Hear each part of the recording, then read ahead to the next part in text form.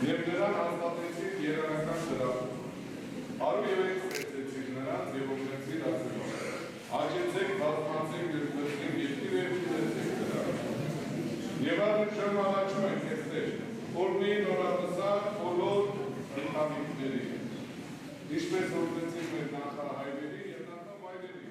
Փետրվարի 13-ին Նինոց Մինդայի Սուրբ Սարգիս եկեղեցում հանդիսավորությամբ նշվեց Տերն Ընդառաջի տոնը, նորապսակների օրհնության սրբազան օրը։ Տոնի խորհուրդը Քրիստոսի ընծայումը տաճարին, մեկ անգամ ևս համախմբեց հավատացյալներին եկեղեցու կամարների ներքո։ Նորապսակ զույգերը ձեռք ձեռքի տված ստացան եկեղեցու օրհնությունը, իրենց համատեղ կյանքի ճանապարհը սկսելով Աստծո լույսի ներքո։ Մոմերի մեղմ լույսը, աղոթքի ջերմ խոսքերը, եկեղեցական շարականները տոնին հաղորդեցին առանձնահատուկ հանդիսավորություն և հոգևոր խորություն։ Եվ Քրիստոսի ծնունդը գիտենք հունվարի 6-ին է եւ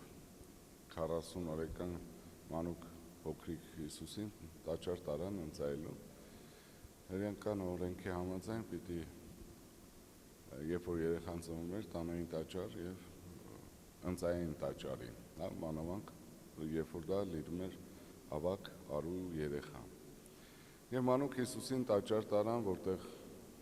Սիմոն ծերունին սպասում էր, վերցրեց, օրհնեց մանուկ Հիսուսին եւ տյառ ընթառաջ տիրոջն ընթառաջ, հա, մանուկ Հիսուսին տարան տաճար։ Եվ այդ օրը հայ առաքելական Սուրբ եկեղեցու համար նորապսակների օրհնության օրն է։ Եվ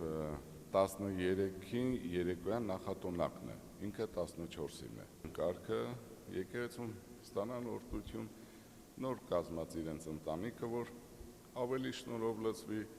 եւ զորանա եւ շատ զավակներ ունենան։ Սա է մեր եկեղեցում տյառ ընթառաջ, այսինքն նորապսակին եւ մանուկ Հիսուսին տաճար տարան, մենք ունենք չէ 40-ի կարգ, որ ընծայաման կարգ է կոչվում, երբ որ երեխան ծնվում է 40 օրեկան հասակում բերում են եկեղեցի եւ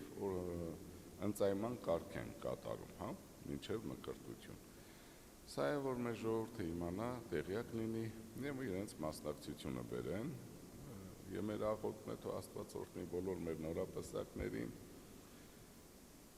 եւ